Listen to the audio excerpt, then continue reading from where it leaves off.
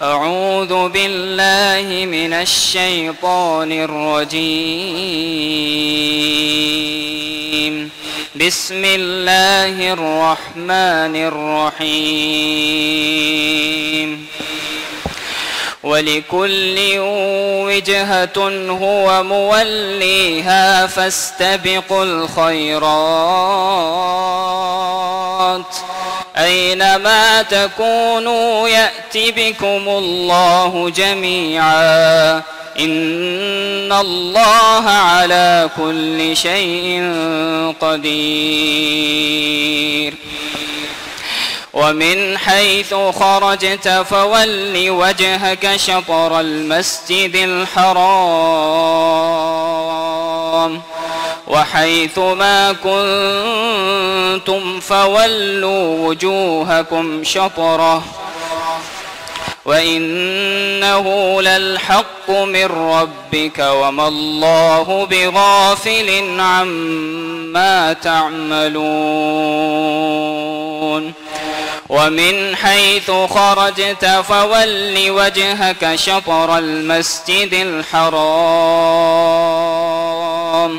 وحيث ما كنتم فولوا وجوهكم شطره لئلا يكون للناس عليكم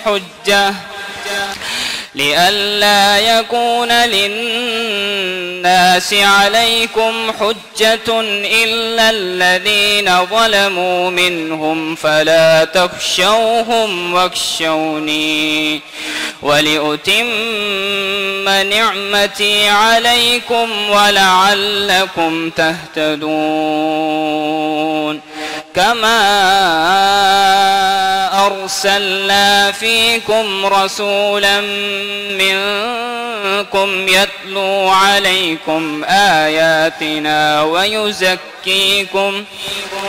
ويعلمكم الكتاب والحكمة ويعلمكم ما لم تكونوا تعلمون. فاذكروني أذكركم واشكروني ولا تكفرون. يا أيها الذين آمنوا استعينوا بالصبر والصلاة إن الله مع الصابرين. ولا تقولوا لمن يقتل في سبيل الله أموات بل أحياء ولكن لا تشعرون. ولنبلونكم بشيء من الخوف والجوع ونقص من الأموال والأنفس والثمرات وبشر الصابرين الذين إذا أصابتهم مصيبة قالوا إنا لله وإنا إليه راجعون. أولئك عليهم صلوات من ربهم ورحمة وأولئك هم المهتدون. صدق الله العظيم. نحمده ونصلي ونسلم على رسوله الكريم. أما بعد فأعوذ بالله من الشيطان الرجيم. بسم الله الرحمن الرحيم. وفي السماء رزقكم وما توعدون. وقال تعالى لو أن أهل القرى آمنوا واتقوا لفتحنا عليهم بركات من السماء والأرض. صدق اللہ العظیم.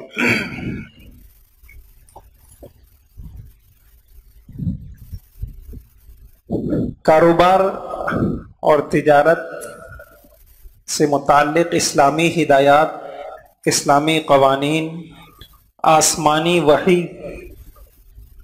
کیا کہتی ہے، تو گزشتہ نشست میں یہ بات سامنے آئی تھی کہ اللہ تعالیٰ جو ہمارا ذہن بناتے ہیں تو اس میں بنیادی بات یہ ہے کہ بھائی برکت کے طلبگار بنو، کثرت کے طلبگار مت بنو۔ تو بس میں اس باتوں کو دہراتا نہیں ہوں، اگلی باتیں شروع کرتا ہوں۔ بس ایک بات تھی کہ گزشتہ ساری نشست کا خلاصہ یہی تھا کہ جب مال میں، جان میں، اولاد میں، کاروبار میں اللہ کی طرف سے برکتیں اتار دی جاتی ہیں، اللہ کی طرف سے رحمتیں نازل ہوتی ہیں، زندگی آسان ہو جاتی ہے۔ پھر مال سکون کا ذریعہ بنتا ہے، راحت کا ذریعہ بنتا ہے، خوشگوار زندگی کا ذریعہ بنتا ہے، خوشیوں کا ذریعہ بنتا ہے۔ خوشیوں کے اسباب سے پھر خوشیاں ملنا شروع ہو جاتی، راحت کے اسباب سے راحتیں ملنا شروع ہو جاتی ہیں، اور سکون کے اسباب سے سکون ملنا شروع۔ اور اگر اللہ تعالی مالوں سے برکتیں نکال لے تو پھر مال ہوتا ہے، چیزیں ہوتی ہیں، سکون کے اسباب ہوتے ہیں، لیکن سکون نام کی کوئی چیز زندگی میں نہیں ہوتی۔ اور ظاہری بات ہے ہم سب کا مقصد یہی ہے کہ ہمیں سکون ملے۔ تو آخری بات یہ آئی تھی کہ ہمیں ہمارے مال میں، ہمارے کاروبار میں برکتیں کیسے آئیں۔ یہ بات آئی تھی کہ ہمارے مال میں، ہمارے کاروبار میں برکتیں کیسے آئیں، ہم وہ کیا کام کریں۔ تو اس کے لیے انشاءاللہ آگے اس کی بات شروع کرتا ہوں۔ اس کے لیے کچھ کام ہمیں کرنے ہوں گے اور کچھ کاموں سے بچنا ہوگا۔ کچھ کام ہمیں کرنے ہوں گے اور کچھ کاموں سے بچنا ہوگا۔ اب پورے قرآن اور حدیث میں اس کا خلاصہ کیا ہے؟ بہت سالوں کی محنت کے بعد انشاءاللہ آپ کے سامنے بالکل خلاصے کے طور پہ چیزیں سامنے آئیں گی۔ ایک کام ہمیں یہ کرنا ہوگا، یا اس کو پہلا کام لکھ لیں۔ پہلا کام، کمانے اور خرچ کرنے میں، کمانے اور خرچ کرنے میں اچھی اچھی نیتیں کرنی ہوں،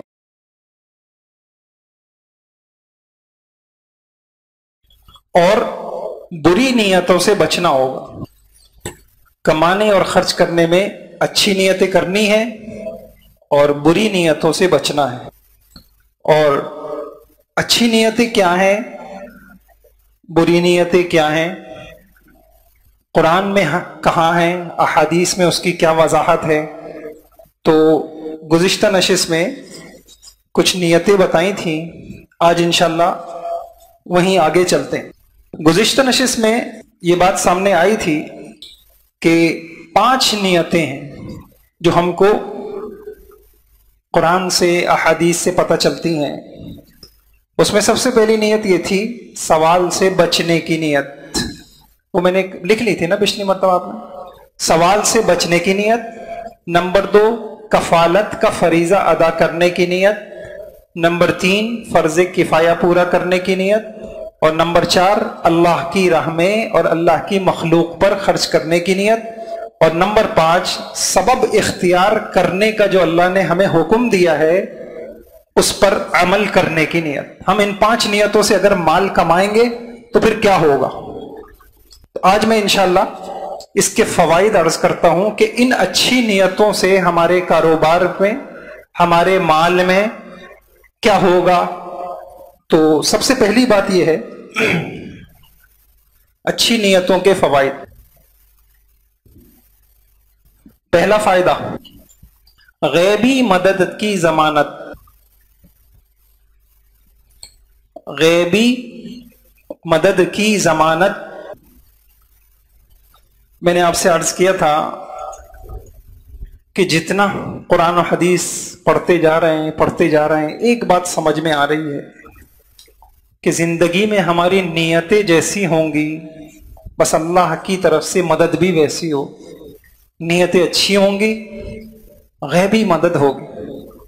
مثال کے طور پہ ایک حدیث ہے، حضور صلی اللہ علیہ وسلم نے فرمایا ثلاثۃ حق علی اللہ عونہم، تین شخص ایسے ہیں جن کی مدد کرنا، ان کی اعانت کرنا، ان کے کاموں میں آسانیاں پیدا کرنا، اللہ کہتے ہیں کہ یہ میں نے اپنے ذمے لے رکھا ہے. ایک مجاہد فی سبیل اللہ، ظاہری بات ہے جس کی نیت کتنی اونچی ہے کہ وہ اپنے لیے نہیں انسانیت کے لیے، اللہ کے دین کے لیے اپنی جان دے رہا ہے. اور دوسرا والمکاتب الذی یرید الادا، ایک غلام ہے جس کے آقا نے اس کو کہہ رکھا ہے کہ تم اتنا مال دے دو تو تمہیں آزاد کر دیں گے. اور تیسرا وہ نکاح کرنے والا جو پرہیزگاری کی نیت سے نکاح کرے، وہ نکاح کرنے والا الذی یرید العفاف، جو جس کی نیت یہ ہے کہ میں نکاح اس لیے کر رہا ہوں تاکہ میری آنکھوں کی حفاظت ہو جائے، تاکہ میں گناہ سے بچوں. تو اس کی نیت اتنی اچھی ہے تو اللہ کہہ رہے ہیں کہ اس کی نیت کی وجہ سے میں نے اپنے ذمے لے رکھا ہے کہ میں اس کی مدد کروں. تو کیا بات سمجھ میں آئی کہ جب ہم کمانے میں اور خرچ کرنے میں یہ اچھی نیتیں رکھیں گے تو ایک فائدہ یہ ہوگا کہ اللہ تعالی ہماری مدد کریں. ایک حدیث میں آتا ہے کہ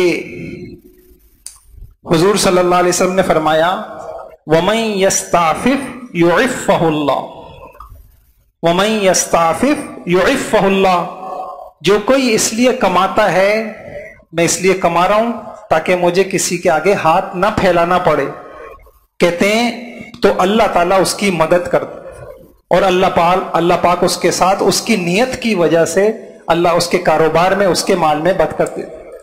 تو ایک بات تو یہ سمجھ میں آ گئی کہ جب ہم صبح نکلیں گے اور ہماری ان 5 نیتیں ہوں گی تو غیبی مددیں ہمارے کاروبار میں، ہماری تجارت میں، ہماری ملازمت میں، ہماری کمائی میں شامل ہو جائیں گے.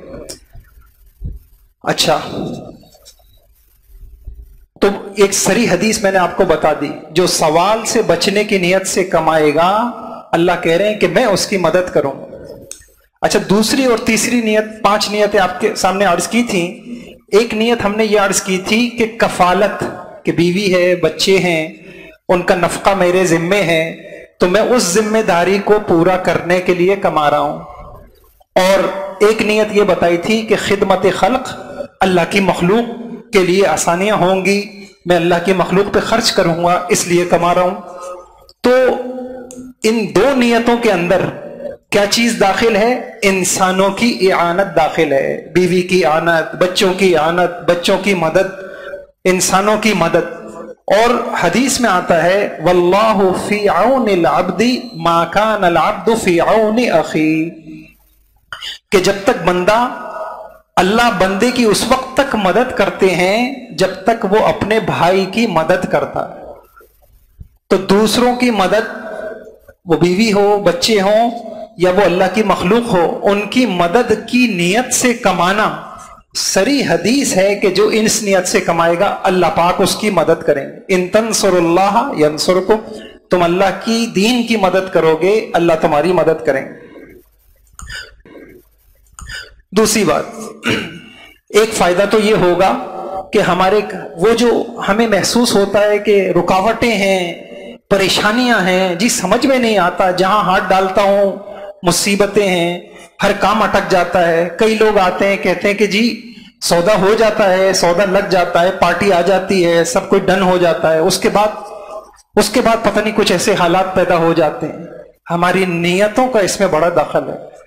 تو انشاءاللہ جب نیتیں اونچی ہوں گی تو اللہ کی ذات سے امید ہے کہ انشاءاللہ ہمارے معاملات میں اللہ تعالیٰ کی غیبی مددیں ہوں گی، پتہ بھی نہیں چلے گا دلوں میں اللہ. دیکھیے انسان دکان کھول سکتا ہے، انسان مال دکان میں لگا سکتا ہے، فیکٹری میں سجا سکتا ہے، انسان گاہک تو نہیں لا سکتا. دل میں کون ڈالتا ہے؟ گاہک بھیجتا کون ہے؟ اللہ بھیجتے ہیں. تو غیبی مدد انشاءاللہ ہوگی ان اچھی. دوسرا فائدہ اچھی نیتوں کا یہ ہوگا، اچھی نیتوں کی وجہ سے ثواب ملے گا.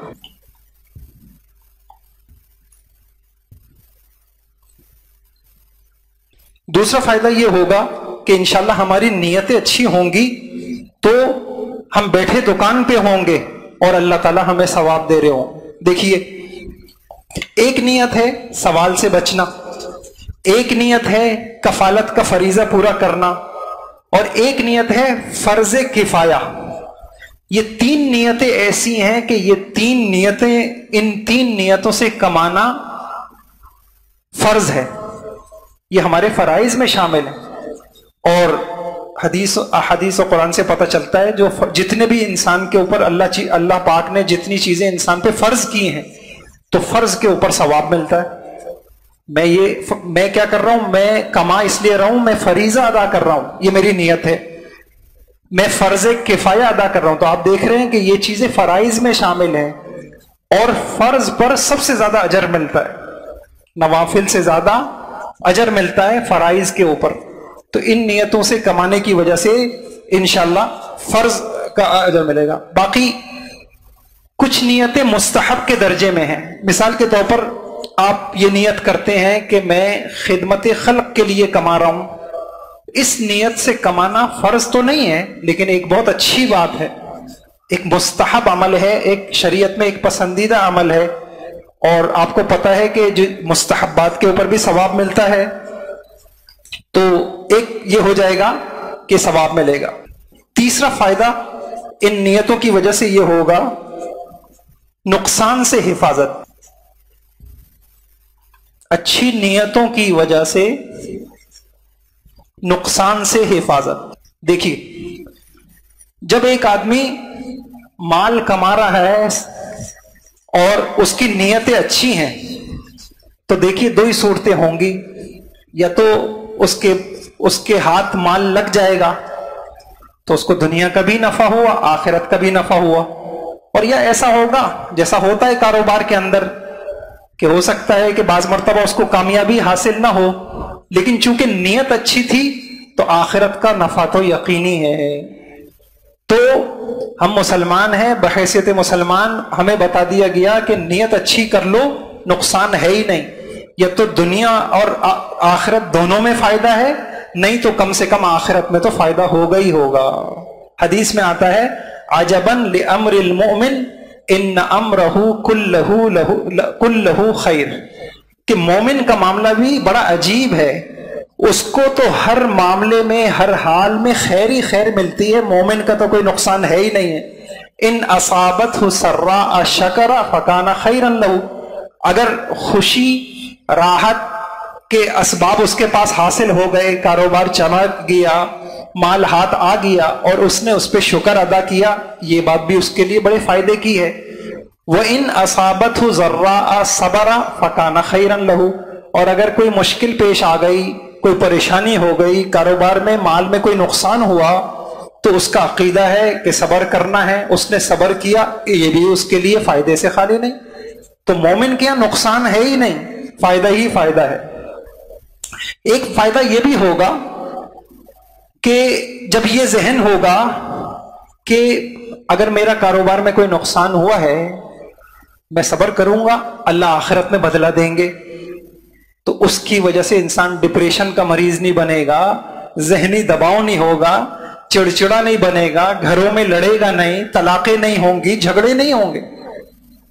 یعنی ایک معمولی پیسے کا نقصان ہو گیا، اس کو ہی اتنا بڑا معاملہ بنا دیا کہ بس گویا کہ پیسہ نہیں ہے تو کچھ بھی نہیں ہے. مومن کا معاملہ ایسا نہیں. مومن ان نیتوں کے ساتھ کماتا ہے اور اس کو یہ فائدہ حاصل ہوتا ہے. یہ بہت بڑی نیتیں ہیں، انشاءاللہ اس نیت سے کمائیں گے تو ایک فائدہ یہ حاصل ہوگا. اور ایک فائدہ یہ ہوگا اچھی نیت کی وجہ سے کمائی عبادت بن جائے گی. اچھی نیت کی وجہ سے کمائی عبادت بن جائے گی. تو دیکھیے آپ سب نے حدیث سنی ہوگی انما الاعمال بالنیات. علماء نے لکھا ہے، میں نے پچھلی مرتبہ یہ حدیث بھی آپ کو سنائی تھی، ہم زندگی کا ایک بہت بڑا حصہ وہ مباح کام کر رہے ہوتے ہیں، یعنی ایسے کام جو ہمارے لیے نہ ناجائز ہیں نہ ہمارے لیے وہ کام حرام ہے، بس کہ اللہ پاک نے اجازت دی ہے، کرنا چاہو تو کر لو. یاد رکھیے ایسے کاموں پر اجر اور ثواب اسی وقت ملتا ہے جب انسان اچھی نیت کرے. اگر اچھی نیت نہیں کرے تو آپ بتائیے کتنا. مثال کے طور پر ابھی ہم نے صبح ناشتہ کیا، ابھی جا کے آپ کھانا کھائیں گے. اب یہ کھانا کھانا یہ جائز ہے، حرام بھی نہیں ہے ناجائز بھی نہیں ہے، لیکن مباح ہے. آپ کھائیں پیئیں سوئیں یہ سب جائز کام ہے. تو حضور نے بتا دیا کہ انما الاعمال بالنیات. ان جائز کاموں میں اگر آپ کوئی نیت نہیں کریں گے تو نہ آپ کو ثواب ملے گا نہ گناہ ملے گا. اب آپ ذرا تصور کریے کہ ہم زندگی میں کتنا سوتے، اگر ہم کوئی اچھی نیت کر کے نہیں سو رہے تو ہمیں گناہ نہ بھی ملے، ہم آخرت کے اعتبار سے کتنا نقصان کر رہے. میں نے پچھلی مرتبہ آپ کو بخاری کی روایت سنائی تھی کہ حضرت معاذ رضی اللہ عنہ نے کیا فرمایا، احتسب فی نومتی کما احتسب فی قومتی. میں تو اپنے سونے میں بھی اللہ سے ثواب کی امید رکھتا ہوں جیسا کہ میں قیام اللیل اور راتوں کی عبادت میں ثواب کی امید رکھتا ہوں. تو یہ معمولی خسارہ نہیں ہے. اگر ہم کاروبار کو بغیر نیت کے کر رہے ہیں، ہم سمجھ رہے ہیں کہ نیت کا کاروبار سے کیا تعلق، یہ معمولی خسارہ نہیں ہے. یہ جب آنکھ بند ہوگی اس وقت پتہ چلے گا کہ 12 گھنٹے اور 15 گھنٹے ہم روزانہ جاتے تھے اور کاروبار میں لگاتے تھے اور ملا کچھ بھی نہیں. اور وہ بھی اس وقت ہے کہ جب ہم نے کاروبار میں نہ جھوٹ بولا نہ سود لیا نہ کسی کا حق مارا، ساری سچائی پہ ساری زندگی کاروبار کیا، پھر بھی ثواب کچھ نہیں ملا. تو یہ زندگی کا مقصد کیا تھا؟ ابو الحسن علی ندوی رحمۃ اللہ علیہ نے ایک بڑی عجیب بات کہی کہ مسلمان کا مقصد زندگی کمانا نہیں ہے. یہ امت اس لیے نہیں پیدا کی گئی ہے کہ تم جاؤ اور بڑے بڑے کاروبار کرو. اگر یہ ہوتا تو قریش سوال کر سکتے تھے لإیلاف قریش ایلافہم رحلۃ الشتاء والصیف. یہ کاروبار تو ہم پہلے سے کرتے آئے ہیں، شام کی طرف سفر ہو رہا ہے اور تجارت کے سفر وہ تو پہلے سے ہو رہے تھے. یہ حضور ایسا نیا کون سا کام لے کے آئے ہیں؟ یہ ایسی نئی امت کو پھر کیوں اٹھایا جا رہا ہے؟ اگر یہ سب کرنا تھا، کاروباری زندگی کا مقصد تھا، تو وہ تو ہم پہلے سے کر رہے تھے. تو میرے بھائیوں اس کو سمجھنا ہے کہ یہ نیتیں معمولی نہیں ہیں. اس کا ہماری دنیا سے، اس کا ہماری آخرت سے، اس کا ہمارے سکون سے، ذہنی سکون سے، اس کا ہمارے مال کی برکتوں سے بہت گہرا تعلق ہے. جی 5واں فائدہ، کمائی میں اچھی نیتیں معاشرے کے لیے باعث راحت ہوں گی. 5واں فائدہ، کمائی میں اچھی نیتیں معاشرے کے لیے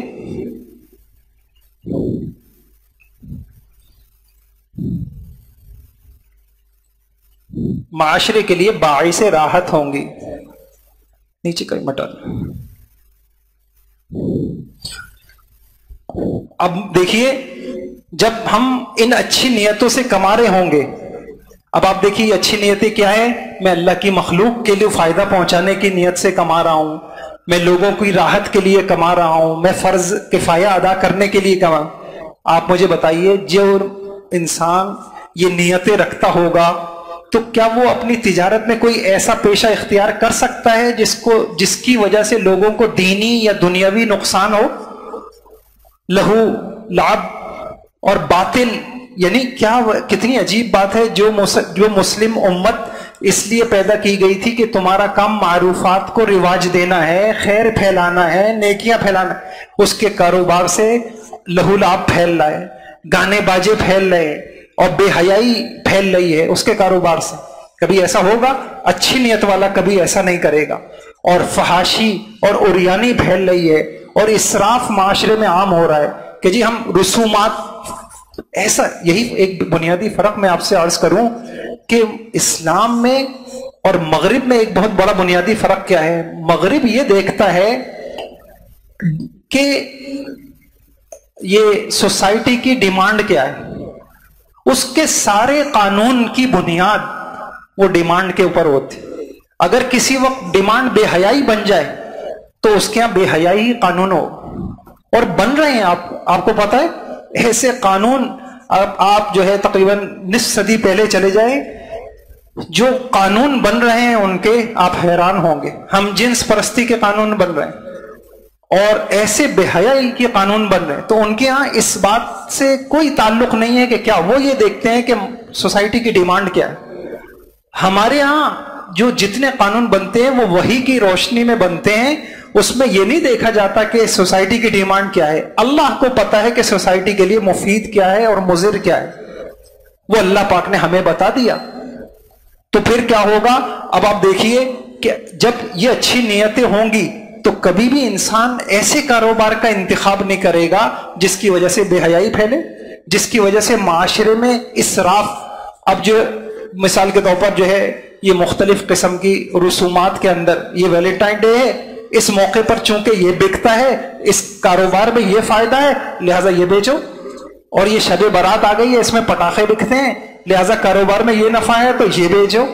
مسلمان سوچے گا کہ نہیں, میں نے چونکہ اچھی نیت کی ہے تو مجھے یہ اس نیت سے نہیں کمانا. ایکسپائر ادویات بیچی جا رہی ہیں, نشہ آور چیزیں بیچی جا رہی ہیں.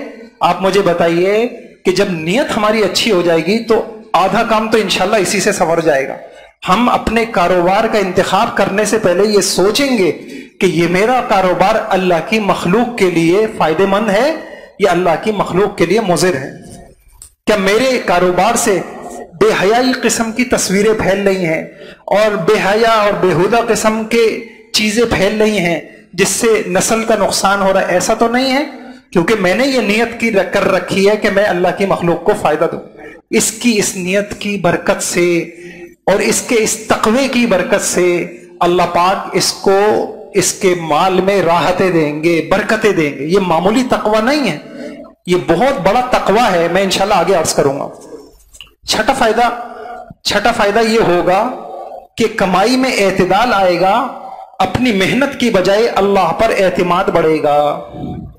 کمائی میں اعتدال آئے گا اور اپنی محنت کی بجائے اللہ کی ذات پر اعتماد بڑھے گا.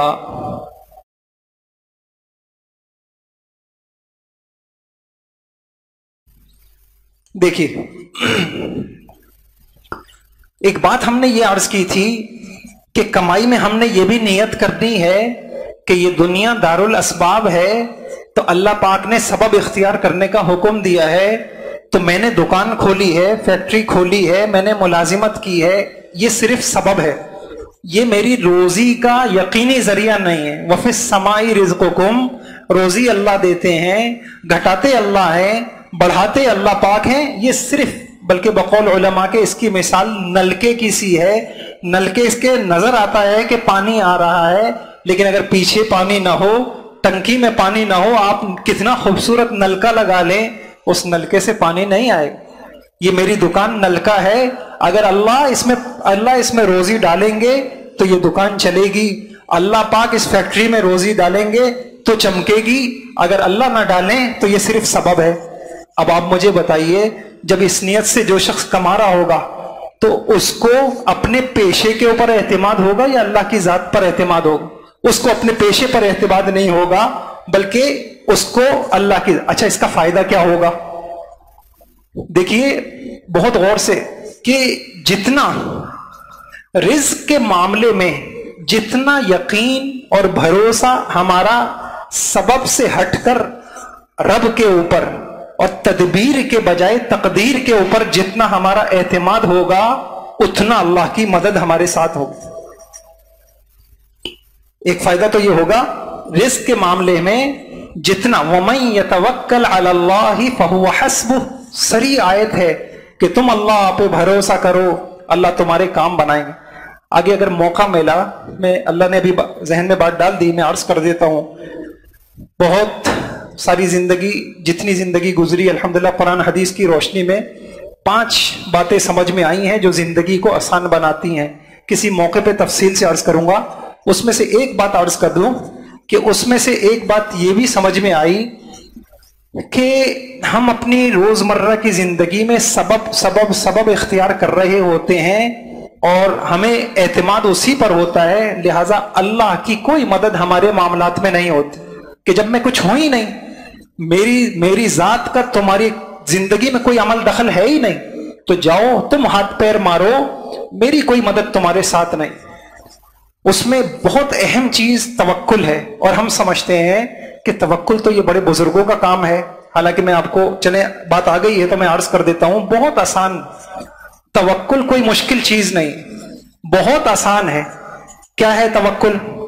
جس وقت بھی آپ کسی چیز کے لیے کوئی سبب اختیار کریں تو ایک مرتبہ زبان سے یا ذہن میں ایک لفظ بول دے، یا اللہ یہ سبب میں نے اختیار کیا ہے، اس سے ہونا کچھ نہیں ہے، ہوگا تو تجھ سے ہی ہوگا۔ آپ یقین جانیں، میں اگر اس کو تفصیل سے عرض کروں تو میری پوری کلاس اسی میں چلی جائے گی۔ یہ اتنی بڑی طاقت ہے، یہ اتنی بڑی طاقت ہے، کاش لوگ بڑے وظیفے کرتے ہیں، یہ اتنا بڑا وظیفہ ہے اپنی زندگی کو آسان بنانے کے۔ آپ نے دوا کھائی، ایک جملہ بول دیں، یا اللہ اس دوا سے کچھ نہیں ہونا، شفا تو تیرے ہاتھ میں ہے، بسم اللہ کھا لی۔ اب کیا ہوا؟ دیکھنے میں معمولی چیز ہے، یہ معمولی نہیں ہے۔ آپ نے کیا کر رہا؟ آپ نے سبب کی نفی کر دی اور آپ نے توکل کر لیا، اور توکل پہ وعدہ ہے وَمَن يَتَوَكَّلْ عَلَى اللَّهِ فَهُوَ حَسْبُهُ۔ دیکھیے یعقوب علیہ السلام انہوں نے اپنے بچوں سے کہا، اچھا یہ نبیوں کی باتیں ہیں، یہ آپ قرآن حدیث پڑھیں گے تو سمجھ، بیٹا آپ لوگ مصر جا رہے ہیں، لا تدخلوا من باب واحد وادخلوا من ابواب متفرقہ، دیکھو بیٹا اکٹھے مت داخل ہونا، نظر لگ جائے گی۔ اب نظر لگنا ایک نقصان ہے، اس کی ظاہری تدبیر کیا اختیار کی کہ متفرق ہو کے الگ الگ داخل ہو، ہٹے کٹے نوجوان اور ایک باپ کے بیٹے، نظر لگ سکتی ہے۔ یعقوب علیہ السلام نے ایک سبب اختیار کیا، لیکن آگے کیا کہہ دیا؟ لا تدخلوا من باب واحد وادخلوا من ابواب متفرقہ وما اغنی عنکم من اللہ من شیء، لیکن بیٹا اس تدبیر سے کچھ نہیں ہونا، ہوگا تو وہی جو اللہ چاہے، ہوگا تو وہی اللہ چاہے۔ ہم کاروبار کیا، اب کیا کیا؟ ہم ذرا سا کوئی سفارش مل جائے ایسا دل مطمئن ہو جاتا ہے، آپ اس سے کہہ دیں نا میرا کام بن جائے گا، آپ سفارش کر دیں میری ملازمت لگ جائے گی۔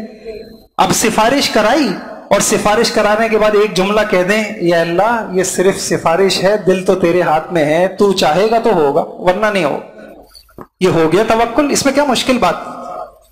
اچھا حدیث میں ایک بات ملتی ہے کہ جب تم کسی سے کوئی سفارش کراؤ تو تم وہ سفارش لکھنے کے بعد فَلْيُتْرِبْهُ، اس کو زمین پہ ڈال دو۔ علماء نے اس کی دو تشریحات کی ہیں، ایک تشریح یہ بھی کی ہے، ایک تشریح یہ کی ہے کہ تم اس کو زمین پہ ڈال کر بھروسہ اللہ پہ کرو، اس سفارش پہ نہیں کرو، فَإِنَّهُ أَنْجَحْ لِلْحَاجَةِ، تمہاری حاجتیں پوری ہو جائیں، تمہاری ضرورتیں پوری ہو جائیں۔ اور یاد رکھیے یہ قرآن میں یہ جو کلمہ انشاء اللہ ہے اور کلمہ ماشاء اللہ ہے، یہ کیا ہے؟ یہ کلمہ توکل ہے۔ جب آپ کسی کام کو، میں اس لیے دیکھتا ہوں کہ بعض اوقات یقین جانے اتنا ڈر لگتا ہے کہ ہم جو ہے بڑے بول رہے ہوتے ہیں اور اس میں انشاءاللہ نہیں ہوتا، ہم اس کو معمولی سمجھ رہے ہوتے، معمولی نہیں ہے۔ حضرت محمد صلی اللہ علیہ وسلم کا توکل جیسا توکل نبیوں کے پاس نہیں ہوگا، ایسا توکل کسی کے پاس نہیں ہوگا۔ حضور سے زندگی میں ایک مرتبہ چھوٹ گیا، آپ نے کہا وَلَا تَقُولَنَّ لِشَيْءٍ إِنِّي فَاعِلٌ ذَلِكَ غَدًا إِلَّا أَن يَشَاءَ اللَّهُ۔ حضور پاک صلی اللہ علیہ وسلم نے ایک مرتبہ ان سے سوال کیا گیا، آپ نے کہہ دیا کل بتا دوں گا، انشاءاللہ کہنا بھول گئے، کئی دنوں تک کے لیے وحی کو روک دیا گیا۔ یہ کیا ہے؟ اب میں ایک مرتبہ میں نے جمع کیا قرآن سے کہ انشاءاللہ نہ کہنے پر کیا کیا مصیبتیں انسان کو آتی ہیں، تو آپ یقین جانیں کہ صرف قرآن میں اور صحیح حدیثوں کے اندر اتنے واقعات مل گئے۔ اب یہ جو علم ہے یہ صرف نبوت والا علم ہے۔ اب ہم اپنا کاروبار جس وقت کر رہے ہیں कितनी डीलिंग हो रही है और कितने मामलात तय हो रहे हैं, उस मौके पर बस एक मर्तबा दिल में ये ख्याल लाएं, ये सिर्फ तदबीर है या अल्लाह, वो तो करेंगे तो आप ही, करेंगे तो या अल्लाह आप ही, बस हो गया तवक्कुल, उसकी बरकतें आप देखें। तो बहरहाल एक बात ये अर्ज की कि जितना हमारा ये यकीन बनेगा तो एक तो फायदा ये होगा। अच्छा, दूसरा फायदा क्या होगा? जिसका यकीन अल्लाह की जात पे होता है कि रिज्क अल्लाह देते हैं, ये तो सबब है सिर्फ, तो वो रिज्क के गैबी असबाब भी इख्तियार करेगा। हम जो इख्तियार करते हैं सिर्फ रिज्क के जाहिरी असबाब इख्तियार करते हैं, कुछ असबाब ऐसे भी हैं रिज्क के जो गैबी हैं, वो इंशाल्लाह किसी और नशिस्त में अर्ज करूंगा। वो क्या असबाब हैं जो अहादीस में अल्लाह के नबी ने बताया, तुम ये करो तो रोजी बढ़ जाएगी, तुम ये करो, वो इंशाल्लाह।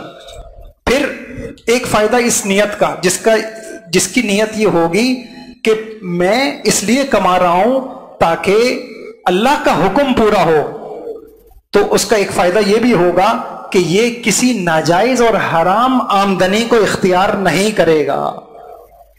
हराम आमदनी को वही इख्तियार करेगा जिसका यकीन अल्लाह की जात पे नहीं होगा, जो ये समझता होगा कि अल्लाह के अलावा भी ये चीजों से रोजी ले। आप यकीन, मैं फिर अर्ज करूंगा, इन अल्लाह को छोड़कर जो हाथ पैर मार के अगर रोजी मिल भी गई, वो रोजी बरकत वाली रोजी नहीं है, वो सांप और बिच्छू है। वो एक इंसान अपने घर में कचरा जमा कर ले कि मैंने बहुत सारी चीजें जमा, उससे एक दिन राहत का आप हासिल नहीं कर सकते। वो औलाद के मुंह में जाएगा लुकमा, औलाद बागी बनेगी, औलाद माँ बाप को आंखें दिखाएगी, औलाद माँ बाप की दुश्मन बन जाएगी। हम हर दिन, हर चंद दिनों के बाद जो है ना कोई आया हुआ होता है, औलादें लड़ रही हैं, अल्लाह सबकी हिफाजत फरमाए, मीरास के झगड़े हैं और इतने अजीब हालात के बस दिल खून के आंसू रोते हर दिन। सिर्फ कल के वाकयात दिए हैं कि 2 वाकयात कल के सामने आए। अभी मरने वाले का कफन भी जो है ना वो कब्र के अंदर जो है फटा नहीं होता, और उसकी जो है ना मिट्टी भी अभी खुश्क नहीं होती, और इधर जो है ना नियतें बदलना शुरू हो जाती। ये क्या चीज है? इन नियतों के साथ कोई कमाएगा तो उसको राहत मिलेगी। अल्लाह की कसम, अल्लाह की निगाह से इतना गिर जाएंगे कि अल्लाह की निगाह में जानवर और कीड़े मकोड़ों की बराबर हो जाएगी। नियत इंसान को बहुत ऊंचा ले जाती है। अच्छा, अब देखिए, एक हदीस में आपको सुनाता हूं। हुजूर पाक सल्लल्लाहु अलैहि वसल्लम ने फरमाया, अय्युहन्नास लैसा मिन शैइन युकर्रिबुकुम इलल जन्नह व युबाइदुकुम मिनन नार इल्ला क़द अमरतुकुम बि।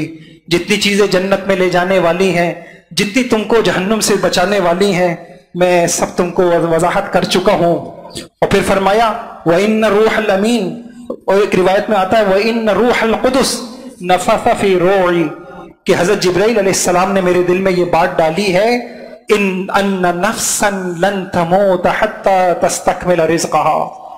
कोई बंदा उस वक्त तक मर नहीं सकता जब तक कि अपने हिस्से की रोजी पूरी ना कर। फिर आगे मैं अगला जुमला आपको सुना रहा हूं। आगे क्या कहा? अला, 2 बातें फरमाई, फत्तकुल्लाह, लिहाजा अल्लाह से डरो। जब तुम्हारा ये यकीन बन गया कि रोजी दुकान से नहीं, कारोबार से नहीं, मुलाजिमत से नहीं, तो फिर हराम की तरफ क्यों जाते हो? अल्लाह पाक से जब लेनी है तो अल्लाह से कोई हराम से ले सकता है? अल्लाह से नहीं। तो एक काम तो ये करो, फत्तकुल्लाह, अल्लाह से डरो। अपनी कमाई में कोई ऐसा जरिया मत इख्तियार करो जो हराम हो, जो नाजायज हो। और दूसरा काम क्या करो? व अजमिलू फित तलब, व अजमिलू फित तलब। और ये फरमाया कि कमाई में एतदाल से काम लो, कमाई में एतदाल से काम लो। तुम्हारे हाथ पैर ज्यादा मारने से और तुम्हारे बहुत ज्यादा फिक्र करने से तुम अपनी रोजी को बढ़ा नहीं सकते। अजमिलू, ये आपने ये आयत जुम्मे के हर खुतबे में आप सुनते हैं, अजमिलू फित तलब व तवक्कलू अलैहि, अजमिलू फित तलब व तवक्कल। तो एक फायदा ये होगा, जितनी नियतें होंगी, और आप यकीन जानिए, हमने पिछली मर्तबा यहाँ ताजरों में क्लासें ली, आप यकीन जाने ये बातें जब सामने आई तो एक ताजिर कहने लगा कि अल्हम्दुलिल्लाह जिंदगी आसान हो गई। मारे मारे पीछे फिर रहे होते थे, मिन्नतें कर रहे होते थे, हमारा माल खरीद लो, अब हमें कोई गम ही नहीं होता, अल्लाह का एहसान है। अब लोग हमारे पीछे फिर रहे होते। اچھا، بخاری شریف کی ایک اور روایت ہے، تو میں نے عرض کیا کہ اچھی نیتوں کا ایک فائدہ یہ ہوگا کہ زندگی آسان ہو جائے گی۔ ایک ملازمت، دوسری ملازمت، باہر کمانے کے لیے جا، ابھی ایک صاحب آئے ہوئے تھے کہ جی کیا ہے، باپ یہاں وینٹیلیٹر پہ پڑا ہوا ہے، اسپتالوں میں پڑا ہوا ہے، اور جو ہے اولادیں کوئی کینیڈا میں ہے، کوئی جو ہے انگلینڈ میں ہے۔ یہ کیا زندگی ہے؟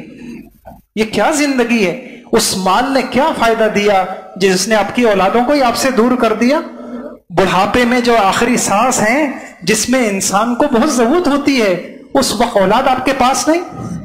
میرے بھائیوں، ہمیں اپنی زندگی پہ نظر ثانی کرنی ہوگی۔ کیا زندگی؟ انشاءاللہ اس کی تفصیل ہم آگے عرض کریں گے، ایک پورا عنوان آئے گا ان نشستوں میں۔ اپنی ذات کا بھی حق ہے، ہم کماتے ہوئے اپنی ذات کو نہ بھولیں۔ آج ہم نے اپنے آپ کو، آج ہم اپنے لیے تھوڑی کما رہے ہیں، آج ہم کما رہے ہیں کس کے لیے؟ ڈاکٹروں کے لیے، وکیلوں کے لیے، ہسپتالوں کے لیے، ہم ان کے لیے کما رہے ہیں، اپنی ذات کے لیے کیا کما؟ اچھا، ایک حدیث ہے بخاری شریف کی، اللہ کے نبی نے فرمایا لا تسأل المرأة طلاق اختها لتستفرغ صفحتها ولتنكح فإن لها ما قدر لها۔ کوئی عورت اپنی کسی دینی بہن کی طلاق کا مطالبہ نہ کرے۔ دوسری شادی کر رہا ہے کوئی، اب کہہ رہی ہے کہ پہلے اس کو طلاق دو، یا دو نکاح میں دو بیویاں ہیں اور ایک کہتی ہے کہ اب میں ساتھ اس وجہ اس وقت رہوں گی، تم اس کو طلاق دو۔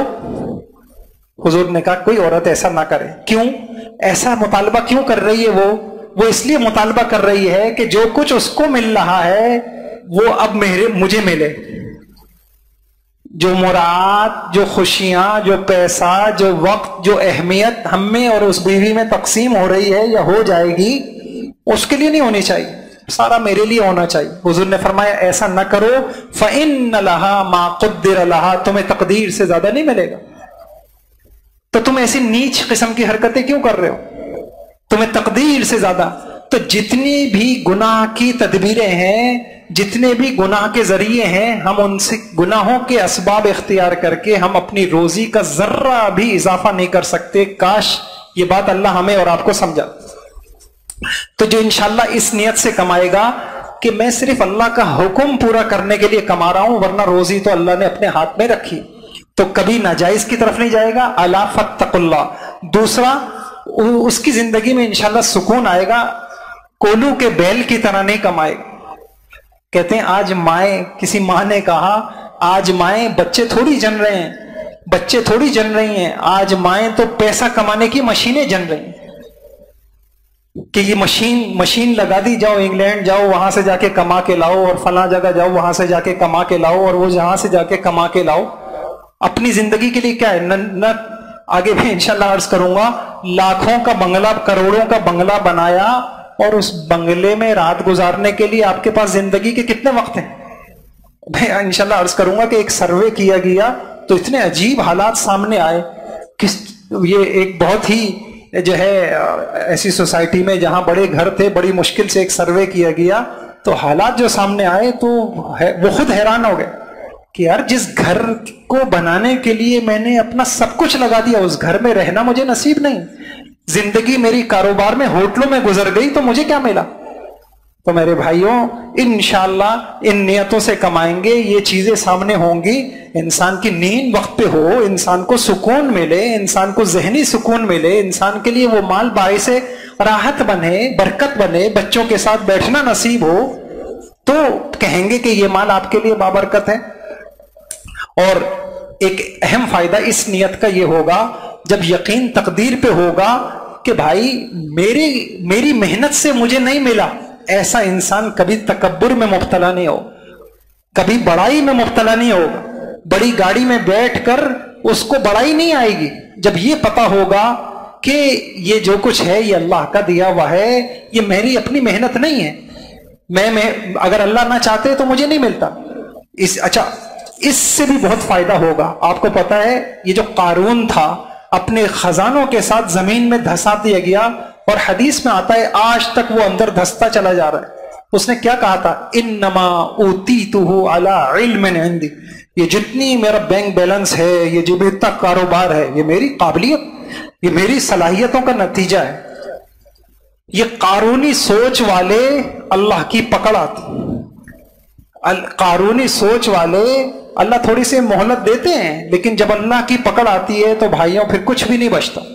تو جب انسان سبب اختیار کرنے کا حکم اس نیت سے کمائے گا تو اللہ کی ذات سے امید ہے کہ کبھی قارونی سوچ اختیار نہیں کرے گا. اس لیے اللہ نے شکوہ کیا، ان الانسان لیطغی ان رآہ استغنی. انسان کھلی سرکشی پہ آ جاتا ہے، 4 پیسے ہاتھ میں آ جائیں اپنے آپ کو سمجھتا ہے میں تو کسی کا محتاج نہیں ہوں. یاد رکھو انتم الفقراء الی اللہ، تم سب اللہ کے محتاج ہو. جس دن رسی کھینچ لی کچھ نہیں بچے گا. تو یہ قارونی سوچ، اچھی نیتوں کا ایک فائدہ انشاءاللہ یہ ہوگا. اللہ تعالیٰ، میرا ارادہ تھا کہ بری نیتیں بھی سامنے آ جاتی اور ان کے نقصانات بھی سامنے آ جاتے. بہرحال یہ بہت اہم ہے. اور یہ جو حدیث ہے نا انما الاعمال بالنیات، آپ حدیث کی کوئی کتاب کھولیں تقریباً سارے محدثین اس حدیث کو سب سے پہلے نقل کرو. اور علماء نے لکھا ہے کہ جو ہمارا پورا دین ہے اس ایک حدیث کو آپ نصف دین کہہ سکتے ہیں. آدھا دین اس کے اندر ہے، آدھا دین وہ اس حدیث کے اندر ہے. تو چونکہ یہ اہم کلاس تھی تو میں نے عرض کر دیا، اگر مال کو، اپنی کمائی کو اپنے لیے باعث راحت بنانا ہے، باعث رحمت بنانا ہے تو اچھی نیتیں کرنی ہوں گی. اور یہ تعلیم یہ مغرب آپ کو نہیں بتائے گا، وہ یہ فلسفہ نہیں سمجھتا. یہ آسمانی وحی سے اللہ کے نبی نے ہمیں آپ کو بتایا ہے کہ بھائی تم سمجھتے ہو نیتوں سے کیا ہوتا ہے، نیتوں سے بہت، بلکہ سب کچھ نیتوں سے ہی ہوتا. اللہ پاک ہم سب کو عمل کی توفیق عطا فرما دے. ان نیتوں کو انشاءاللہ نوٹ کریں اور اس کی مشق کریں. بلکہ میں آپ کو اور عرض کر رہا ہوں، ان نیتوں میں آپ اور آگے بڑھیں، صرف کاروبار نہیں. بات تھوڑی عجیب سی ہے.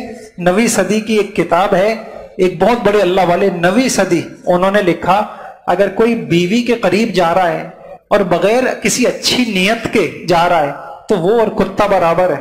کتا بھی اپنی خواہش پوری کرتا ہے، یہ بھی اپنی خواہش پوری کر رہا ہے. یہ کیسا اشرف المخلوقات ہے کہ کتا بھی اپنی خواہش پوری کرتا ہے، یہ بھی اپنی خواہش. میرے بھائیوں، اگر ہمارا دل بیدار ہو گیا اور دل جب بیدار ہوتا ہے پھر کھٹک پیدا ہوتی ہے دل میں. کیوں کر رہا ہوں یہ کام؟ کیوں کر رہا ہوں؟ دکھلانے کے لیے، نام نمود کے لیے، شہرت کے لیے؟ کیوں کر رہا ہوں یہ؟ کیوں اگر میرے آپ کے دل کو پیدا ہونے لگ گئی نا، بس سمجھ جائیں انشاءاللہ ہمارے معاملات سنورنے لگ گئے. اللہ تعالی ہم سب کو ہر معاملے میں اچھی اچھی نیتوں کی توفیق عطا فرما دے.